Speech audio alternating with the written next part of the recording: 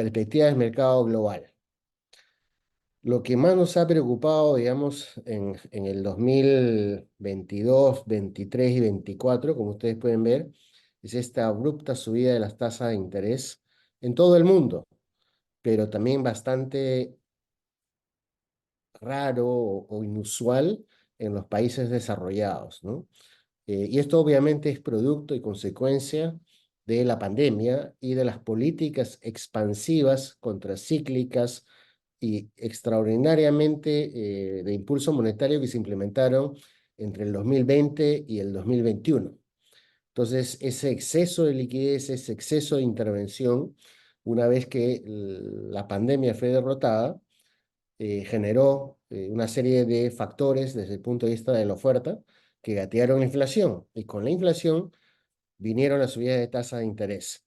Entonces, esto no es un fenómeno, digamos, extraño que haya sucedido de una manera repentina, es consecuencia de las propias políticas monetarias que se implementaron a nivel mundial.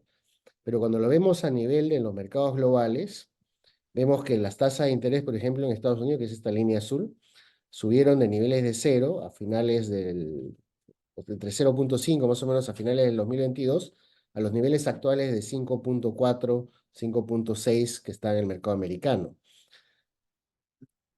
Hace una semana, en la última reunión de la Reserva Federal, por primera vez en mucho tiempo, la Reserva Federal y su presidente anunciaron la posibilidad de reducir tasas de interés en el próximo año 2024 y posiblemente en 3 oportunidades.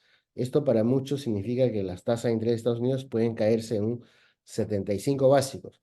Hay otros que son un poco más agresivos y están pensando que la reducción de las tasas en Estados Unidos podría ser incluso de 200 básicos.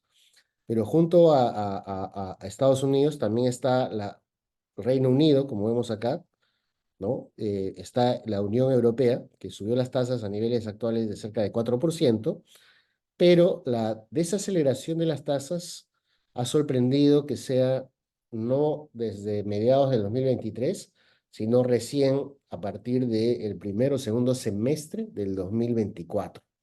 Entonces, ese efecto de alguna manera contrajo también la recuperación económica. Pero lo que vemos, si ustedes ven acá las predicciones hacia el 2026, no, perdón, hacia finales de 2024 y el 2025, ya las tasas de interés estarían recuperando niveles más reales a lo de antes de la pandemia, ¿no? Para normalizarse recién hacia el 2026, ¿no? Entonces, este ajuste no es que sea repentino y dramático, las expectativas en este momento indican que van a ser relativamente graduales y lentas en el tiempo. La reducción de las tasas de interés en Estados Unidos, en UK y en Europa, que son los países desarrollados, digamos, socios comerciales muy importantes de Perú, Japón está prácticamente en cero, y esto también se está reflejando en países emergentes, ¿no? Desde México, Colombia, Perú, Chile y Perú, vamos a ver más adelante, también se está esperando una caída de tasas de interés significativa.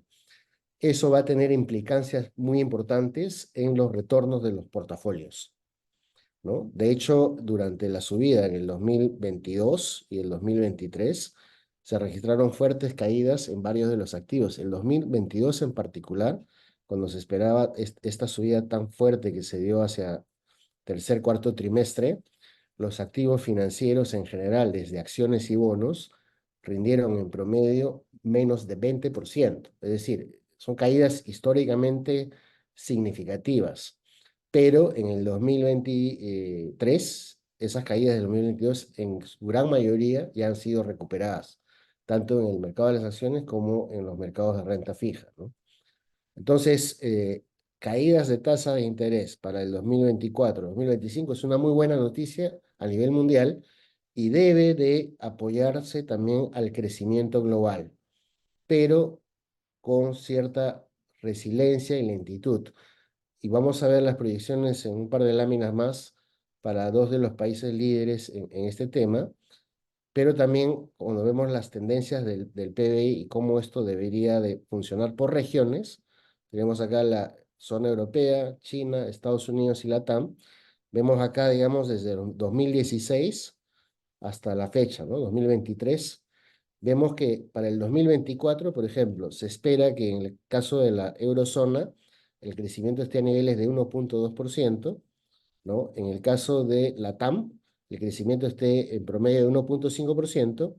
En el caso de Estados Unidos, el crecimiento es 1,2%. En el caso de Europa es 0,6%. Y en el caso de China, 4,5%. Estos son tasas de crecimiento que no reflejan, digamos, condiciones de las más óptimas, pero está en positivo en todos los mercados, ¿no? 0,6 de la eurozona, todo está en positivo y muestra de alguna manera un piso y a partir de ahí para el 2025 una recuperación importante en todas las zonas, ¿no? Donde destaca los números de China, ¿no? 4,5, 4,3, que no son números pues de una economía bollante, recontra, digamos, explosiva, sino todo lo contrario. Están mostrando una ralentización de la economía china bastante significativa, ¿no? Recordemos que hubo una época, la primera década de los 2000, donde China estaba creciendo prácticamente entre 8 y 10% por año, ¿no? Luego se cayó a niveles de 6, 5,5, 6,5, 7% por año, como vemos acá, hasta el 2019, y luego la caída es fuerte y parece que se va a volver a ubicar ahora entre 4 y 5%. Eso no es una muy buena noticia para China, ¿no? Normalmente una buena noticia es crecer al 6, 7, 8%. Lo mismo en Estados Unidos, donde se ha tenido crecimientos de niveles de 2,5, 3%, que se considera un nivel potencial. Crecer entre 1,2 y 1,7 no es la mejor noticia. De hecho, el 2023 ha estado bien caliente la economía americana, pero esta resiliencia de la reducción en las tasas de interés va a afectar la demanda potencial el próximo año, ¿no? Y esto implica también que la tasa de inflación debería ir a los rangos meta en Estados Unidos y en el resto del mundo hacia el segundo semestre del 2024, ¿no? Entonces, condiciones de crecimiento positivas, más moderadas, pero que pueden ir mejorando hacia el 2025, ¿no? Esto es una buena noticia también para la economía global. Esto, obviamente, aparte de los riesgos geopolíticos, de todos los riesgos que pueda existir desde la perspectiva de los fenómenos naturales, también vinculados al cambio climático, fenómeno del Niño, ¿no? Si lo vemos de manera más específica, las proyecciones para el 24 y 25 en Estados Unidos, como vemos el PBI entre 1,2 y 1,7. Estas son proyecciones, por si acaso, obtenidas de Bloomberg, ¿no? El sistema informático de Bloomberg, y representan un promedio de una serie de entidades. Estamos hablando más o menos de entre 10 y 15 entidades a nivel global, ¿no? La inflación estaría regresando a niveles de 2% para el 2025, ¿no? Una caída fuerte ya del 2024. La tasa de desempleo aumentaría un poco, pero se mantendría una economía sólida. Recordemos que cerca de 4% en Estados Unidos es prácticamente pleno empleo.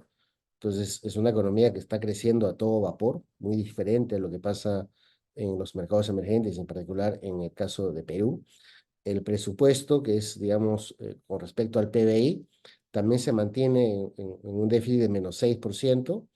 La tasa de interés del Banco Central, que está en 5,5, podría bajar hasta 3,4 en 2025. Esta caída de tasas favorece mucho a los activos riesgosos. Y en el caso del tipo de cambio con respecto al euro, también habría una devaluación producto de la caída de las tasas de interés americanas, ¿no? Entonces, el dólar perdería valor en relación al euro. En el caso de China, como vemos en el otro cuadro, el crecimiento se estaría estancando. No, esto no es estancamiento, es crecimiento importante, pero para China, como les decía, es un crecimiento relativamente lento, ¿no? Digamos, de nivel intermedio.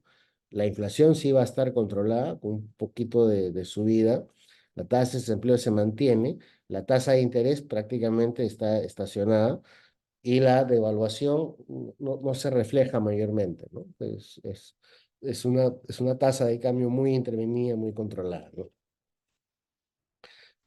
Que China esté creciendo a tasas bajas no ayuda mucho a Perú, Sabemos que China es un gran demandante de productos de metales, de minerales, que Estados Unidos ralentice un poco su crecimiento tampoco es una gran noticia. Sin embargo, el tema del cambio climático está impactando en los precios de los commodities a largo plazo de manera muy positiva y Perú es uno de los grandes beneficiados. Lo importante es que estas dos economías estén en positivo, en crecimiento y van a seguir demandando recursos de mercados emergentes, en particular de Perú, ¿no? Entonces, para hacer un resumen de la economía global, hay riesgos geopolíticos, hay riesgos de fenómenos naturales. Desde el punto de vista macroeconómico, la gran noticia es que el ciclo de reducción de tasa de interés a nivel global con inflación baja, y estas dos, las economías más grandes, la economía número uno y la número dos, muestra claramente que va a haber crecimiento económico, pero reducción importante en las tasas de interés y las tasas de inflación. Y esa es la mejor noticia que puede haber para el crecimiento de largo plazo y también la mejor noticia para los activos riesgosos, como acciones, bonos y todo lo que tiene que ver con real estate y alternativos, ¿no? Entonces, estamos entrando en lo que se llama un ciclo nuevo de crecimiento del valor de los activos. Una parte de este crecimiento ya ha sido anticipada en los últimos 6 meses, tanto en las acciones americanas como en el tema de los REITs, los Real Estate Investment Trust, y también en el tema de los bonos, que han reflejado excelentes rentabilidades en este año, ¿no? Estamos cerrando con un año 2023 bastante bueno en estos activos. Y esto producto de que los mercados ya están anticipando estas condiciones muy favorables de normalización en inflación, tipos de interés y tasas de crecimiento que son un poco más lentas, pero la buena noticia es que es positivo, ¿no? Entonces, digamos, es casi como que lo peor pasó ya el 2022, parte del 2023, 2021, la pandemia ya se está disipando y todas estas políticas expansivas monetarias estamos regresando a la normalidad. Pero esta es una nueva normalidad definida bajo un escenario de bastante incertidumbre geopolítica. Y eso sí crea volatilidad. Entonces, hay buena perspectiva para activos riesgosos, pero con volatilidad. Esa sería como que la conclusión del mercado internacional.